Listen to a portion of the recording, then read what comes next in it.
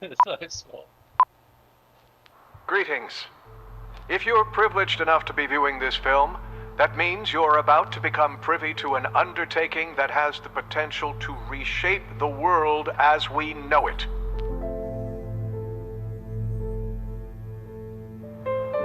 I present the Temporal Transporter.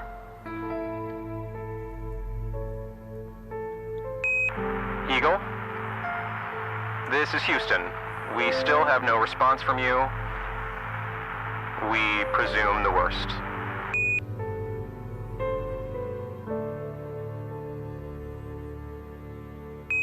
Patching through President Nixon now. Good evening, my fellow Americans. Fate has ordained that the men who went to the moon to explore in peace will stay on the moon to rest in peace. And though the Soviets have accomplished putting the first man on the moon, know that for us Americans, who dared send 2 of our sons into the unknown, sons who laid down their lives for a most noble goal, we will not give up.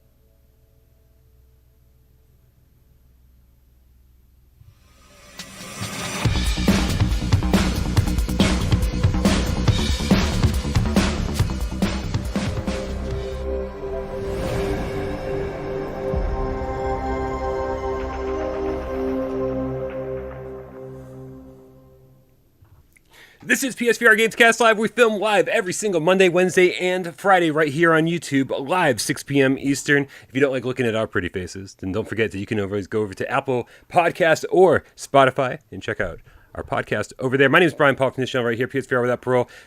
As always, I got AJ from PSVR Underground with me, and the special guest today, Ben and Euge from the Wanderer team. Gentlemen, thank you so much for being here. How are you doing? Good, thank you. Good. Yeah, yep. Not too bad, you know. The countdown has begun. Not stressed at all, right? Not stressed at all about the game coming out in hours. Yeah, we've had heaps of sleep the last few weeks. Yeah. Well, guys, thank you again very much for being here.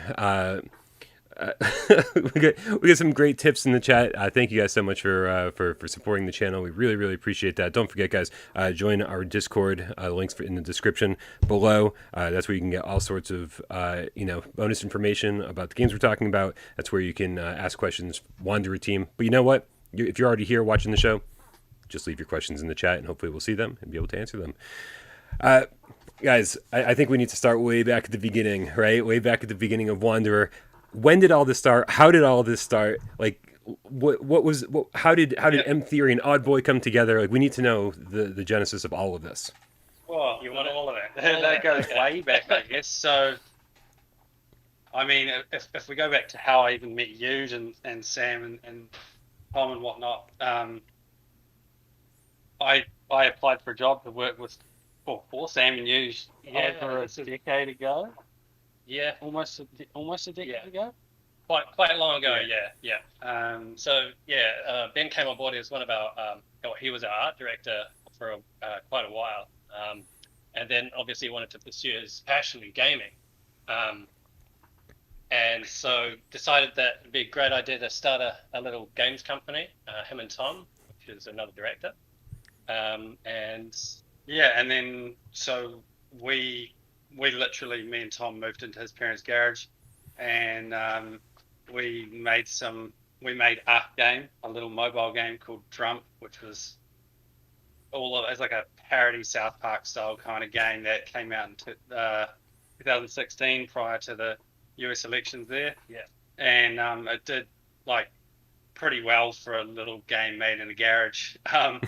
And so we started thinking about, what should we work on next? And when I was working with Sam and Euge, you were the original backers of the. Yeah, we were one of the original backers of the Oculus back when it was kickstarted. Yeah. So we were very interested in tech. We've always kind of been interested in tech. Our sister company, which does kind of client work, always looking to what new technology is coming out, how we can use it, and we saw the Oculus being kickstarted, and we thought, wow, this is going to be cool. So, we jumped on board with that. We got the first one in, cracked it open, chucked it on, and the very first impression was, holy moly, this is going to change. This is going to change gaming. It's going to change, everything really. So we were fully invested right back at the start. I mean, that was, I don't know how, that must have been like 2013, 2014 maybe. A while ago. So going back. And so, back in those days, we did lots of VR experimentation and just playing the games that were coming out back then. And we were trying to sell a lot of stuff into clients actually. Use this tech, and they're like, not sure about this whole VR thing. But we also really wanted to make something cool, and we wanted to make a game. From the very start. Yeah, and then I think to me and Tom and Sam and Euge, we sat down one day and started talking about the concept of experiencing history in VR, and we started talking about this history museum that you could jump into paintings and stuff. It was real whack, I guess, and we're talking about that concept, and we kind of like that, and so we worked on a few pitches for some local stuff to get some funding, and then managed to get enough funding to build a prototype. And as soon as we started building a prototype, we actually discovered, once you start getting into the VR mechanics of game feel and stuff, a lot of the concepts in your head, you're like, no, they don't work.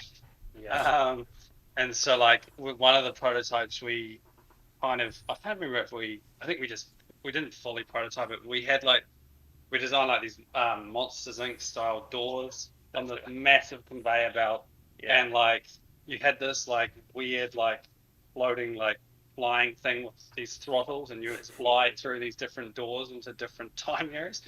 Anyway, there's a lot crazy of concepting, a lot of kind of messing around with things. This is even before we were pitching this thing out. So we'd also done a lot of client work as well. So they would ask for certain things, or we'd pitch in certain things, and we'd work on those. And it was a really good way to sort of cut our teeth on the technology, on what makes a good experience, what makes people sick, all of these sort of things, and at the same time playing a lot of the content that was coming out, so a lot of inspiration from what was being released. So but as Ben was saying, we concepted a lot. We had a lot of different ideas, and then we finally got kind of this New Zealand on Air funding, which was just a small amount that enabled us to kind of refine that pitch enough.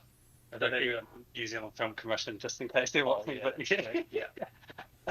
So that allowed us to build our first fully fledged prototype, which we actually took to a few shows overseas, and that was still a little bit different than the game is now. The game feel was similar, what you were doing and how the game kind of unfolds around you and how you interact with stuff, but the time travel was different. So in that one, I don't know if you've seen a movie called what's the movie?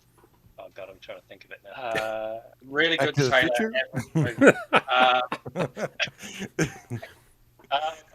It'll come back to us. Anyway, the trailer, this chick, she grabs this little pin, she touches it, and she's instantly in another world. And then she lets it go, and then she's back where she was. It's gonna bug me.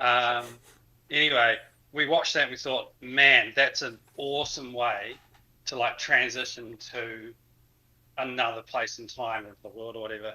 So we started working on that, and the first prototype we built was actually exactly that. So you grabbed an item and you were instantly there. And there was a lot of technical limitations to that, though. It would work brilliantly on a very high-end machine because you could cache that level and have it there ready for you as soon as you touch that item. But there was a lot. Yeah, and there was also a lot of UX issues with that as well. Like, as soon as you let it go, you're back where you were. And so, like, we actually found like lots of people would just end up dropping it and then be like, oh God. So it was better to do what we've done now. So the action of time travel is very deliberate. It's very like concrete. And then when you want to go back, you go back. And so the action of it isn't hinged on the trivial kind of action of just grabbing something. It's a bit more deliberate. So we also that came with play testing. We also found out that you just didn't have both hands, so you're holding an item, and then you traveled there, and you only had one hand to deal with. So we concepted ways to alleviate that, but in the end we came up with a bit of a different mechanic overall. Everybody in the chat. Oh, sorry. Everybody in the chat seems to be in agreement that the movie you're talking about was called Tomorrowland. You can now sleep at night. You don't have to worry about that anymore. That's fine. Trust me, I won't be sleeping tonight. That doesn't sound. But like it. Interestingly enough, we took that prototype to PAX in start of 2019, I think. Probably around that date, I think. And so we probably had like, maybe 100 or so people through that demo.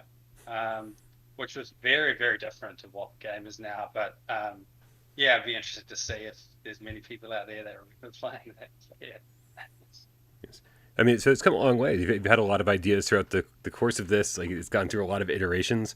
How long would you say that the current vision of Wander has been in development for? Yeah. So I think we went to PAX in early 2019. And then pretty much straight up, a few months after that, we secured funding, and then just went full bore from there. So that was with our current vision, really, with the funding we needed to make it happen and deliver the game we wanted to make. So that's almost 3 years, I guess. Yeah, roundabout, I'd say.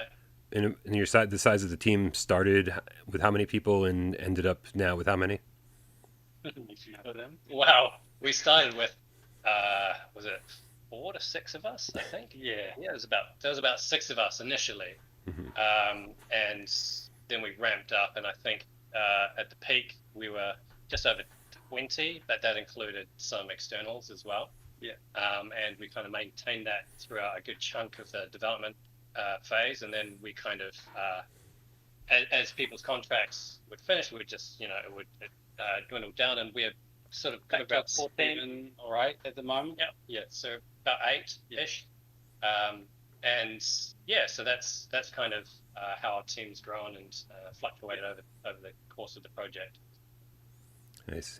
There at least one person in the chat, and sorry who I missed who this was asking about like why has the game been so low profile this whole time, and does that answer the question because the team is so small? Partially. It's a mixture of things, I guess. Is our first. I mean, we've done mobile games and stuff in the past. Lots, like you were saying before, we've done lots of client work and stuff. But this is our first foray into what all of us would consider like our dream kind of project, like a fully fledged game that is not just a tech demo. It's not just a little arcade shooter or whatever. It's a vision that we've tried to stick to from the beginning, and I guess I think at the beginning of the project also we were probably a little it's totally ambitious, so we didn't really want to go out there and shout from the rooftops, hey, this is what we're going to do, and expect this great thing. We just wanted to kind of play it safe, see what we could achieve, and then when we thought we were comfortable enough to start talking about it, then we thought, okay, well, now's a good time to release a trailer. Let's get the ball rolling. Let's see how people react. The first clip I saw was actually a post you guys did, I think a year or two on like Reddit, and it was just of the moon, and that was the first I heard about the game. And we're accustomed with indie VR games, indie VR developers, we're accustomed to games being a little bit smaller, and so naturally my first thought was I wonder how much more there is this. There's quite a bit more than that little clip you guys tease, isn't there? Yeah. There's a bit. It was a constant battle of scope creep and the vision. Like there's stuff that we've left on the cutting room floor for sure, but I'm pretty stoked with the level of the amount we've managed. So without getting too much spoilers and stuff, when we wrote the game story and did the game flow, there was a natural way things kind of fitted together, and it was very, very difficult. We shrunk it once, yeah, and it was very, very difficult to shrink it further and keep the story arcs kind of together. And also the fact that there was enough stuff in these places that you went to make it interesting. We didn't just want you to go there and be like, oh, okay, well, that's it now. I don't get to do anything else in this area. So, when you put everything together and you fill it with content, it does end up becoming a pretty decent amount of gameplay, I think, by the end of it. Yeah. All right, guys. The team is super duper small, and obviously, the review embargo doesn't lift till tomorrow. So anyone who's looking for like an official review, just stay tuned tomorrow. We'll certainly have that taken care of for you.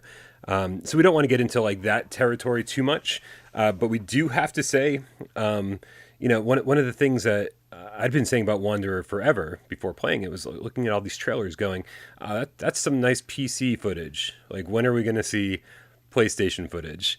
And I will say that I was pleasantly surprised that I felt like I was playing the trailers. How does this happen? Like, it's kind of miraculous. There's a few secrets, we won't give them all away, but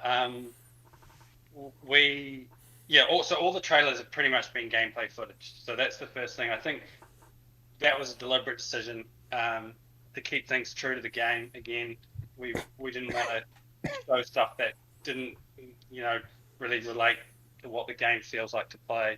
And then the second thing is we have used some techniques that I don't know if many PSVR games have used. It's quite new tech, and maybe in the last 12 months, maybe. Yeah, I guess so, yeah. And we've really been able to push at least the PlayStation Pro version, the enhanced version, to the absolute limit of fidelity on PlayStation. And the base version.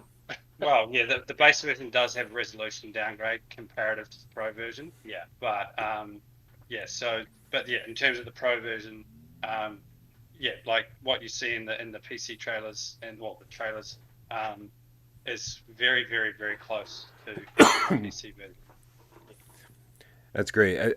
Are there any other platforms announced yet? Or will there be other platforms announced? Not yet. So just what's public, which is Oculus Rift for the PC, and then Steam VR. I think it's coming to. Correct me if I'm wrong here. I think it might be purchasable on like Humble Bundle and a few other smaller stores as well. Yeah. You said a lot of things that weren't PlayStation VR 2, but all I heard you say was PlayStation VR 2. Can't comment on that one, sorry. Yeah. But we are very excited about PSVR 2. I can't say that much. I think the specs that have all been released, which you guys will all know now, are very, very promising from the looks of it, and I think it's an awesome future ahead for PlayStation VR. I think Wanderer would make a great fit for it, just saying. Yeah, so do we. Guys, throughout the course of the show, people tip us, and so that they can have their voice heard. And I'm just going to get a few of those voices heard right now to get us caught up a little bit. Salvador with the $5 tip says, "Sup, Game Cats. Wanderer, definitely a game I'm hyped for. Can't wait to find out more. See y'all later on Zenith 2. Guys, just because Salvador brought it up, when Zenith announced their release date, did that make anyone over there nervous and go, "Hey, that's our day. What are you doing? Get away from our day." No, not really. I think, VR is such a small niche market. We just need more great games. So, the more the merrier, as far as I can as far as I'm concerned. Yeah, They're entirely different types of games too. For sure. So, Totally. for those that aren't into multiplayer, there's a lot of PlayStation is notorious for having a lot of single player story driven adventures. And so, yeah, the more the merrier, like you said. Yep. Yeah. I think when we first saw it, we were like, because it was not that long ago that we found that out. And we're like, oh gosh, okay. But I mean, like ideally we wouldn't launch on the same day, but it is what it is. It's fine. Yeah. Looper, the Underground Game Cat with the €2 says, is this Friday a good day for the top 25 debate? Stay tuned, Looper. We'll definitely have more news on the next top 25 soon enough. Nidogger, the Game Cat with the €1 tip. Didn't say anything, but thank you very much. Walid Saeed Faridi with the Canadian $5 tip says, I want to thank Ben and Euge and their team for creating this unique art of a game. I will be buying this this weekend for PSVR. You guys are awesome. Very nice comment, Walid. And let's see, am I caught up? Not yet. Genetic Blasphemy, the reverse engineered Game Cat with the $5 tip. Says, congrats on what's obviously a beautiful looking game. Did you wait to price it? This is interesting. After realizing you'd actually met your hopes for excellent gameplay. Guys, I want to say that when you revealed the price recently, I think there was this minor backlash where people were like, what are they doing? $40 seems like an insane amount of money to charge for this, but like no one had played it. So no one was really sure whether it was an appropriate price or not. So did you wait to price it after realizing you'd actually met your hopes for the excellent gameplay is the question. Yeah, good question. I think we've always known, it's not until we got play tested through, you guys will know from playing, it's very hard to gauge how long the game is because it depends on quite a few factors in terms of how long puzzles will take and how long you want to spend exploring, or those kind of things. So, but after play testing with various people, we started to see that it's probably around the 8-hour mark for the average player. And so, yeah, with the feedback from testers, we started to realize, okay, well, they're really enjoying this. They're really impressed with the worlds. They're really engrossed in the story. We feel that is it's reaching, it's getting to that point where we think we're delivering on the vision that we set out to build. Yeah. I think I might be past the 8-hour mark, and I haven't beaten it yet. Way past. Yeah, I think it's called Wanderer for a reason, right? Yeah, it's the same thing with all puzzle games, though. I mean, like, if you look at those old, like, Lucasfilm adventures that I grew up on, like, you can blast through one of those in, like an hour or two. But I remember spending months trying to beat those games. And so it's the same thing. Once you know the puzzle solutions, it's easy. But yeah, figuring out the puzzle solutions is definitely going to be... I think some of these puzzles are pretty daunting. Pietrek F with the 9 plantains. Says, Ben, is PSVR 2 dev kit simple to develop on? You can't answer that question, but thank you so much, Pietrek. We appreciate you so much. Appreciate the effort. Yep. In North Dwarf, you guys obviously know the answer to this question because we've already told everybody, but North Dwarf wasn't paying attention. Do you have a physical version coming? Yes, you do. Of course you do. Yeah, it's only available in Europe, or in the SIEE domain, I guess, which is... mostly Europe, I think. I'm not actually sure. We're here in New Zealand, but which is actually falls under the SIEE domain. But I have not seen it. I haven't seen a local distributor, so I'd say just Northern But Europe. if you have questions for that, I mean, you can reach out on our Discord or reach out to Perp Games, who are publishing it, the physical version. So, yeah, they'll know. Yeah, Perp would be the best one to talk about the physical. We're not super clued up distribution stuff. So, in my experience, if you email Perp, even if you're not in the one of the European countries, they'll send you an invoice and make it happen for you. Yeah. All right, so let's move along a little bit. Thank you for all the great questions in the chat, guys. Keep them coming. We'll make sure we keep an eye on this, on your questions, and deliver them the best we can. So go ahead, AJ, please. When you guys first came up with the idea of the game, there's a lot of things that it kind of revolves around. If there was one thing, and you can do more than one if you want, but if there was one thing that you said you wanted to achieve when making this game with the original vision of the game. What was like the most important thing that you guys said to yourselves, we have to nail this?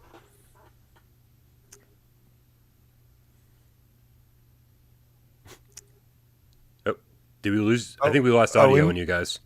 I think we lost your audio. Who muted the mic?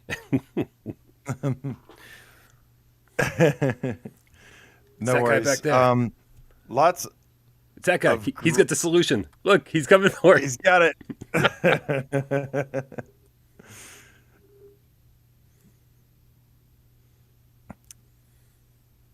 Give us just 1 second, cats. Great questions so far, guys. Keep them coming. Yeah, a lot of all you being here. Comments in the chat. Jazzy J, the Tarot Mage Gamecast says, Day of the Tentacle is my childhood. Hell yeah, man.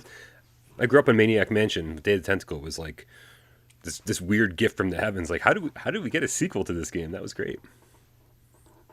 Are we back on? Can you hear us? Yeah, there we go. Loud and clear. Fantastic. Sorry about that interruption. Yeah, sorry. No problem. All right, question. Oh, so if there's one thing, yeah. So for me was always I really like the concept of being able to travel to a moment or an event in history and feel the contrast between being in an environment that might feel more familiar to one that feels very unfamiliar, and then being thrust into a story in that environment or with those characters or whoever, and kind of being swept away, and then being able to leave it at any minute and kind of pull yourself out and then go, okay, well, should I go somewhere else, or should I, those kind of things. So that for me was, I guess, the thing that excited me the most, and made me go, man, if we could pull that off in a way that you felt like you could control all of that, that for me was the most important thing. Yeah. And I guess for me, it's, very, very similar, but to elaborate on that, I think taking that feel of the old school adventure games that, at least my generation used to play, and try and make that into sort of something new for VR, I think that was a goal. And then second to that, I think just if anyone plays this coming out with an understanding of, I'll be quite interested to learn a little bit more about this certain place in history, I think that would be, a really big goal for me as well, just personally. Places like Woodrock, right? Yeah.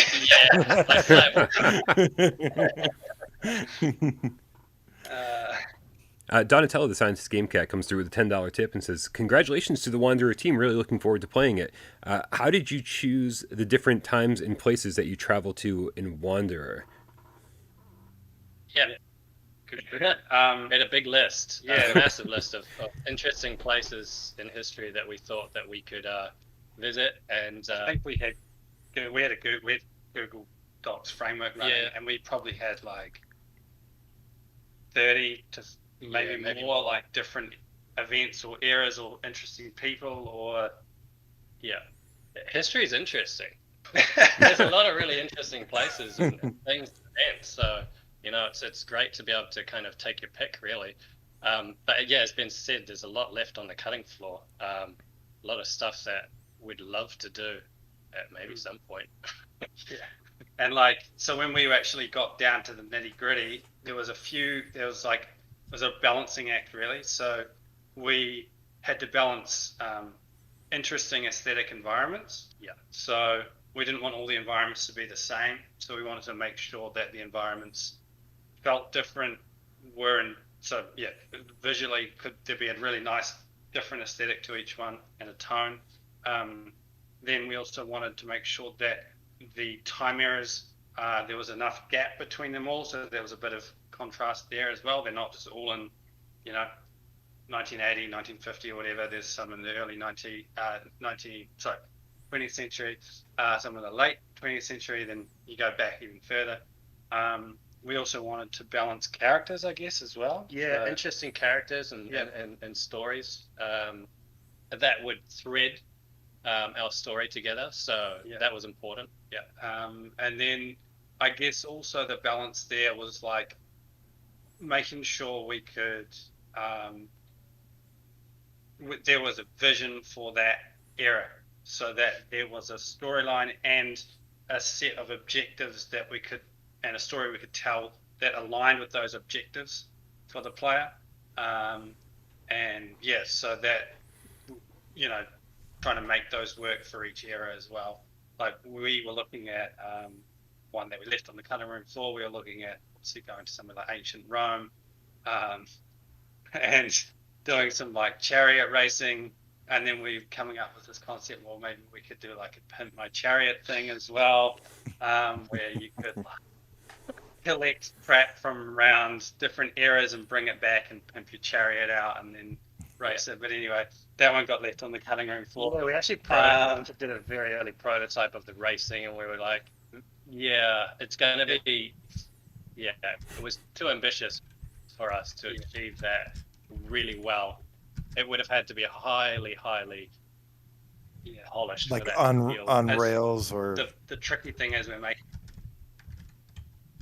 Well, we would have given some agency over steering and stuff, but I think the tricky thing is when you make a lot of interactable stuff or moments in a game like this, some of which could be games on their own, you have to make sure that you can get them to the level they need to be at. And doing chariot racing could be a fully fledged game on its own. So like the resources and you know, time needed to probably build that out in the right way, probably would have. Hence why it's on the cutting room floor. It's maybe something we'd visit later. There's the other thing as well, is that, you know, not every player is maybe doesn't have an iron stomach like a lot of VR players. So we wanted to kind of at least balance some of that with the fact that you don't have serious locomotion everywhere. So if you want locomotion in our game, you can totally use it from start to finish. But there's also options not to. So with smooth turning, important. I know that was a concern that somebody around there was working around the clock to get smooth turning in there ready for launch. So, good stuff. So that's in there. We love games to be as intense as possible, and so we want to do everything in VR. We want to turn, we want to run, we want to do all that. A couple more questions from the chat here. Starting with Gatorade 23, the H2O Despising Game Cat. Rare $10 tip says, "Congrats on the release of Wanderer. Very excited to experience the multiverse." Mark Pringlesleaf with the 2 quid says, "Do you have any plans for future DLC? You guys mentioned some stuff that got left on the cutting room floor. Would that actually work as DLC in any way, or do you think that would be more like in lines for a sequel?" Can't say too much on this. You finish the game.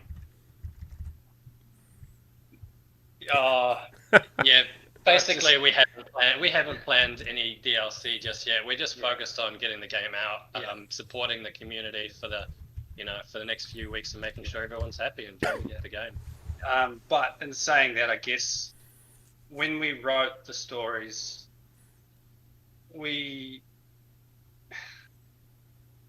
wrote them in a way that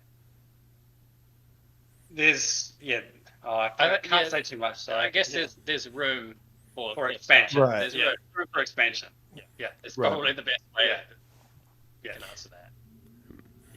So a lot of people don't really know how this game works yet. You know, like there's been some advertisements, some trailers, you know, even some extended gameplay footage. There was like that day you guys put 5 minutes of gameplay out. I was like, sweet, I can't wait to see this. So now I'll understand what Wanderer is. And somehow after all of that, I was still like, I have no idea what kind of game this is. Like it's super mysterious.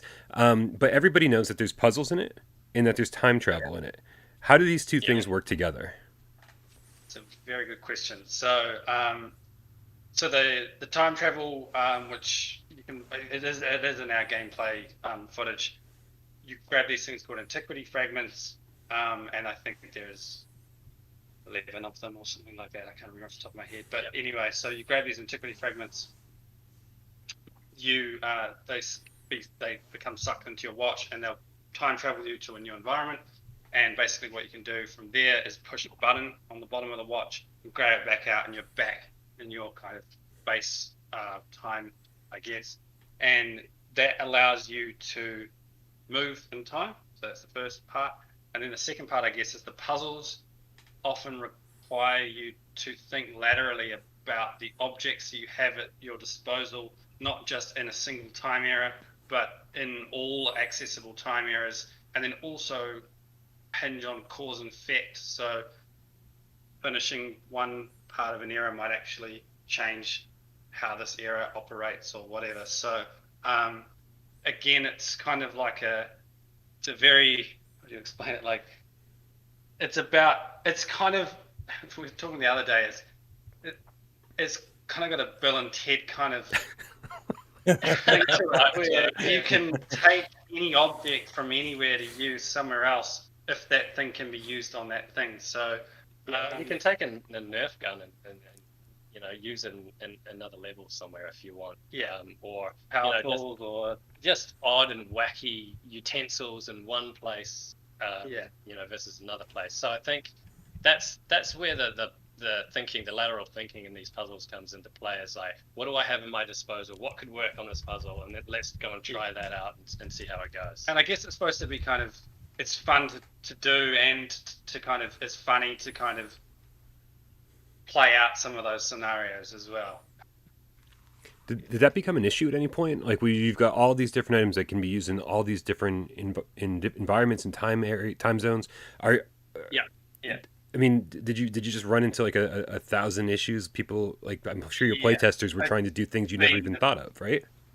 Biggest technical challenge of and design challenge of the project. So we have to do a very complicated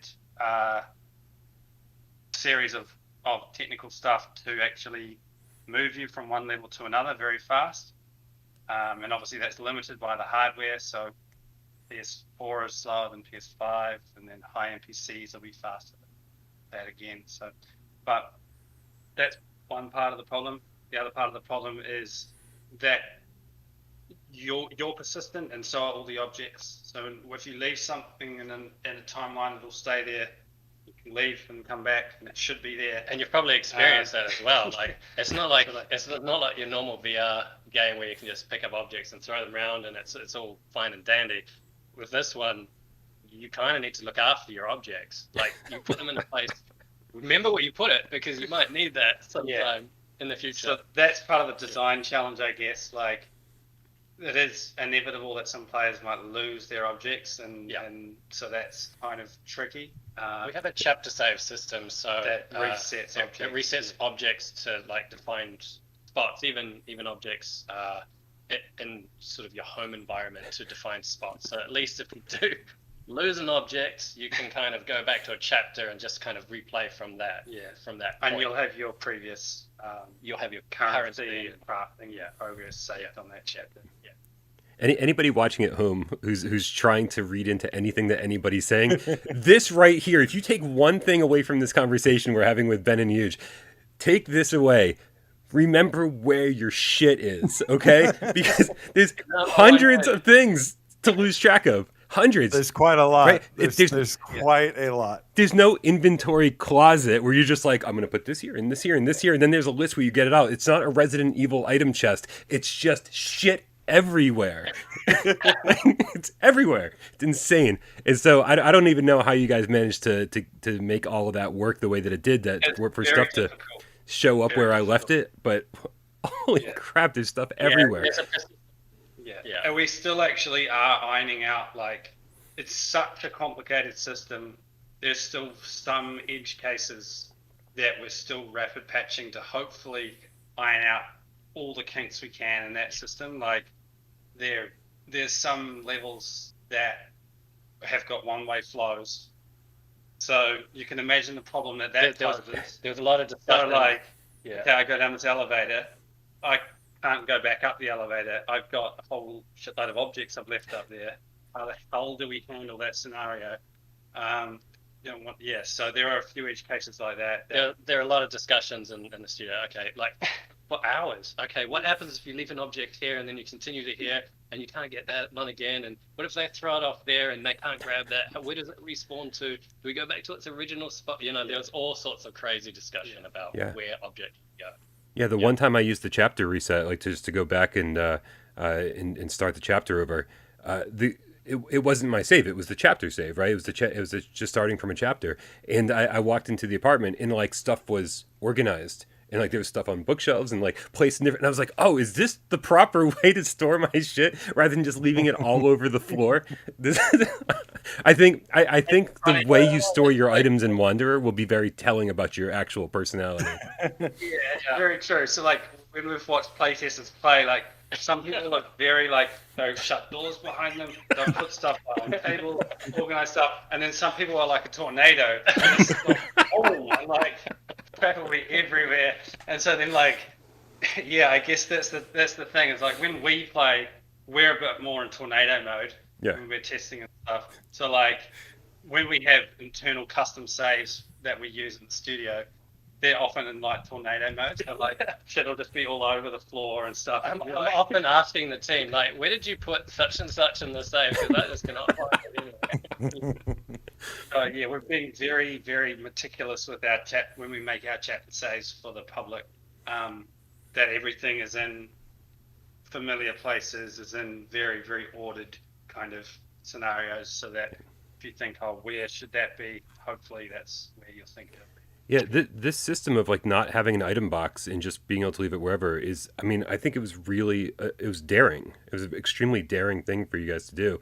And ultimately, I think it paid off. It feels like something I've never played before. So, well done. Yeah, I mean, we have your inventory, but we purposely limited that inventory. So we basically throttled it to a certain extent so that you can only carry so many items on you at a time. Right. Meaning that you can't just have every item in the game with you at all times. You have to think, I think it's part of the game is balancing. Okay, well, what do I need to take with me here, and trying those things out. Yeah. All right, guys, we're gonna head back to the chat here a little bit and see what everyone's up to saying. Bogey I got one from. Go ahead. I got Josh76 asked.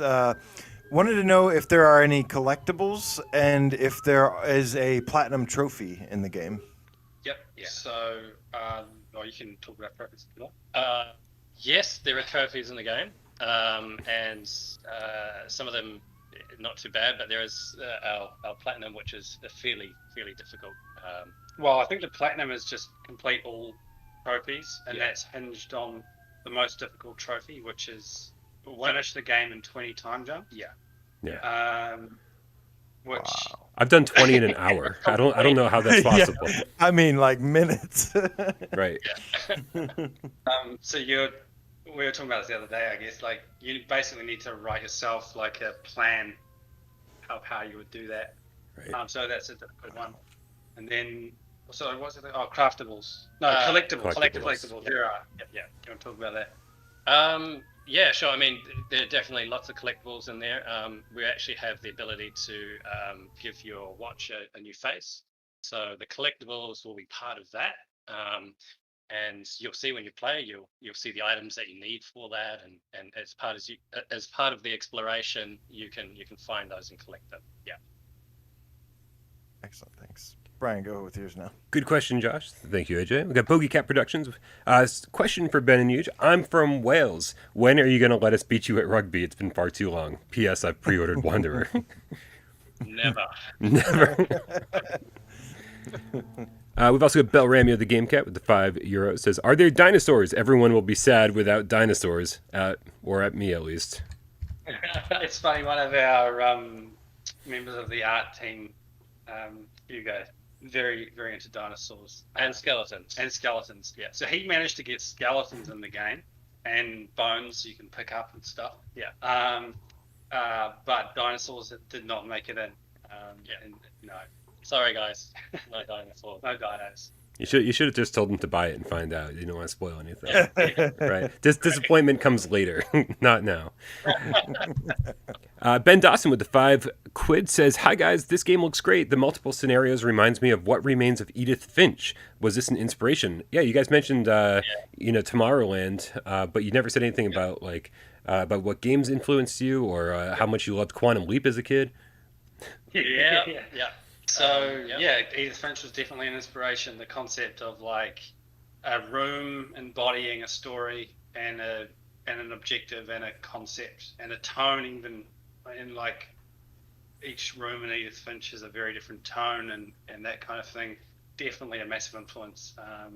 So that definitely I would say bled through into our eras and the kind of the storytelling in Edith Finch is amazing as well. So quite a lot of inspiration from that. Quantum Leap as well. Yep. It gets referenced quite a bit, and it does have a very similar sort of feel to it, I guess. You can jump into people's bodies and become them because your hands will change. You'll be somebody else. So that was a huge influence. Other games, other VR games. When we were developing our physicalized hands very, very early on. This is before Boneworks had released. This is before Half-Life Alyx and Saints and Sinners. And so we were going through that, and then I think was it Boneworks? We were debating whether we should do it. That was we were debating it. We believed that was kind of where VR was headed, with a physicalized presence in the world. But we were kind of like, it's going to be difficult to do. And then Boneworks came out, and we were like, okay, this is crazy. Right. Yeah. And then Half-Life Alyx, obviously, and then Saints and Sinners and stuff. So we kind of thought that really should be the blueprint, essentially, for interaction, I think. If you want to, again, if we go back to that $40 price mark or whatever, I think that players should expect that from high-end VR games. I think that is an expectation to have physicalized presence in the world. Your hands shouldn't clip through objects. They shouldn't disappear when you grab stuff. Your hand should be a pivotal part. They are what connect you to that digital presence. So, And system that we've developed, we've gone through various iterations of it to get to kind of where it is now. And it's probably something that we'll take with us when we, create the next title, whatever that may be, and we'll just iterate on it. I think that's the thing, is that every system that we've created for Wanderer, we're just going to iterate on those, make them better, make them more efficient for the next one. Nice. et.2k9.now. Not really a question, but a nice comment. It says, "Message received. I'll become a hoarder in a big abandoned house in the game," which is he's essentially explaining what I've been doing for the last couple of days. It's what you guys said right there. Saying that you've been observing what other games are doing, especially some of the well-renowned ones like Saints and Sinners, Boneworks, Half-Life Alyx. I think you put a lot of people's minds at ease there when you say that, because we ask all the time, do other developers research like other games when making their own? Because sometimes they're afraid of having outside influence. So you saying that you have those really awesome games in mind when making this, and you definitely see some of that come through in the development of it. So a lot of people will be happy to hear you say that.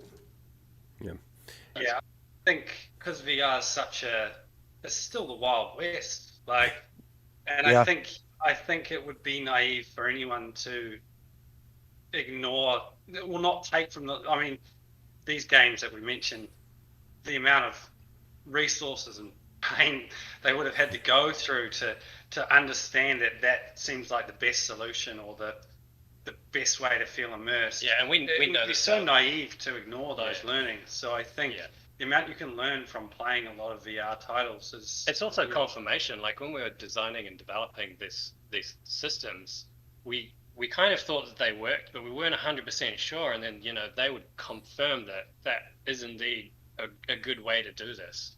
So it was just really good validation as to what we were working on.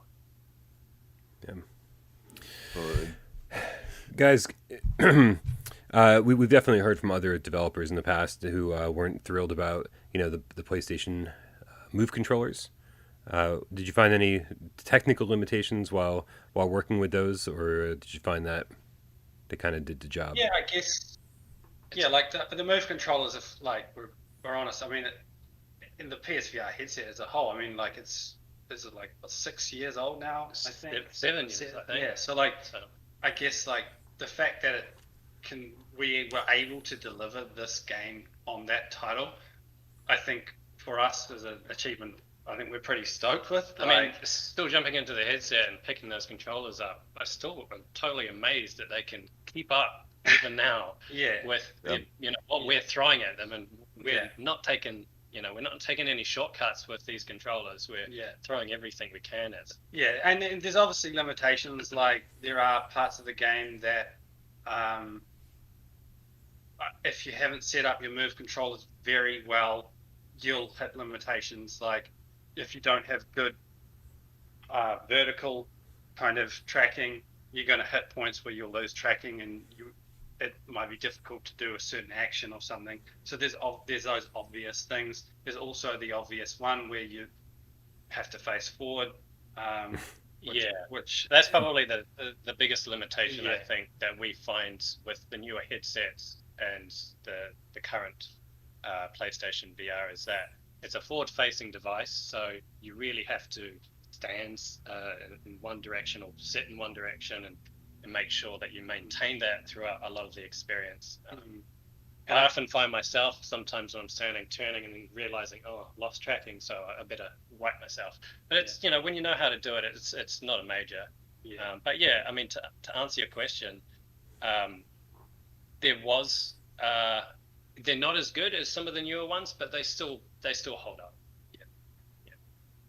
And it's been our priority to ensure that we've delivered the best possible experience on that PlayStation. Right. Your goal with making the game was not only to be it's not just a puzzle game, right? It's an adventure, and you guys add in a lot of stuff in the game to interact with. So for everyone out there, make sure if you're standing, you probably want the camera up top, and if you're sitting, have the camera under your TV, and you will benefit greatly from it because there's, like I said, a lot of stuff to interact with here. But you also guys put some great workarounds in the games too. Like for me, I think I've got the world's greatest setup because anytime someone complains about tracking in a specific game or having to reach too high or anything like that, like I never have that issue. But I didn't find myself having to do crazy gestures in Wanderer because you guys have a pretty good system in place to sort of keep the actions limited, right? Yes. Yeah.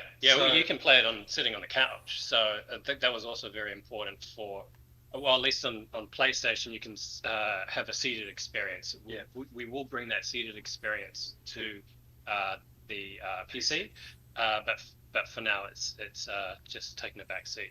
I'm sorry. I was going to say there is a sitting and standing option in the game currently, and right now I actually have a broken toe. So it's been very nice. So thank you for adding that because I've been playing sitting down and it's been going well. Yeah, I mean it's a long game. You can't stand up for that long, and so some of the play sessions it's just nicer to sit down. And as you're saying, we've got a system which you can just kind of point your hand towards an object and then force grab it towards you. It just makes life a hell of a lot easier in VR. Right. And then, like all our fixed grabbables, so like door handles and stuff, you don't have to be like physically, like you can reach out and your hand, it gives you a bit more flexibility in terms of your player position and stuff.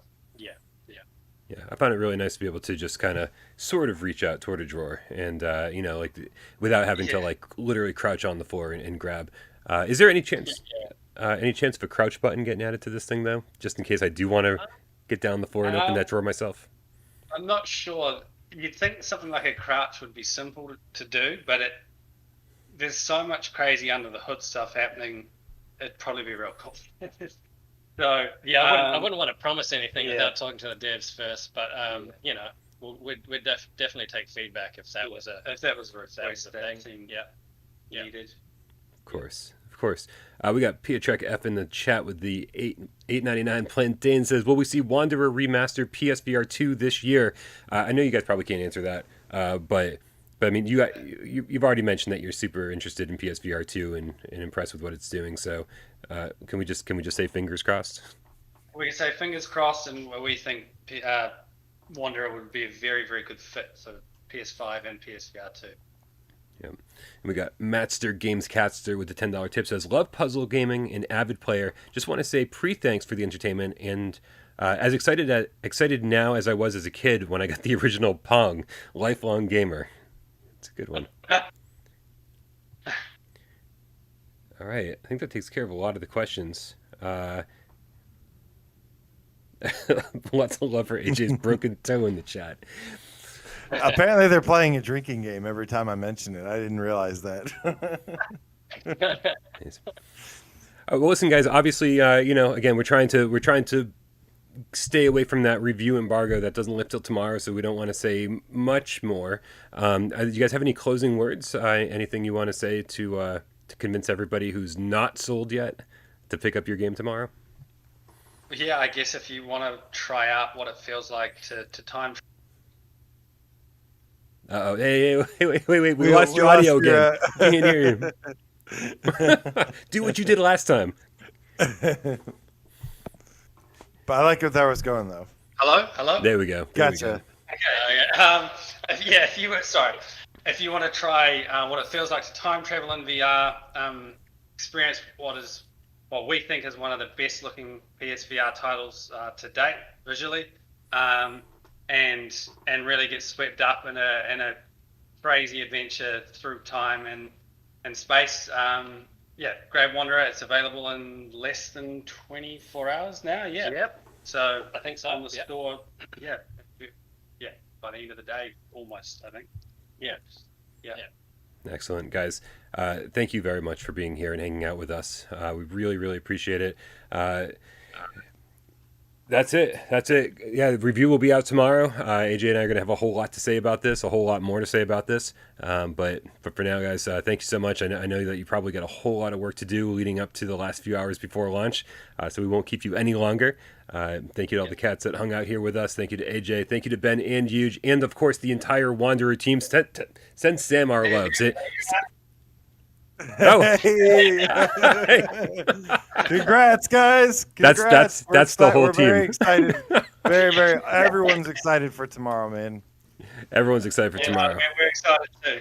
Yeah. We hope you guys will love it. All right, you guys. Remember, guys, don't forget to join us over on Discord. Click the link in the description below. Some of the Wanderer devs have been hanging out there, and so there is a Wanderer channel. Make sure that you ask any more questions that didn't get answered on today's show over there on Discord.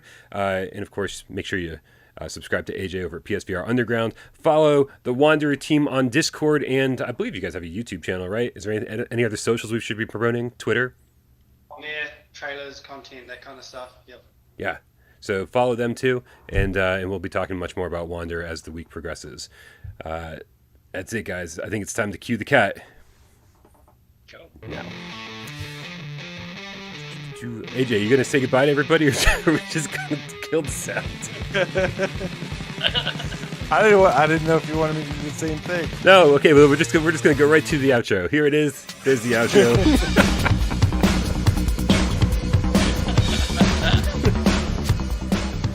Me on the spot. I got a little shy there.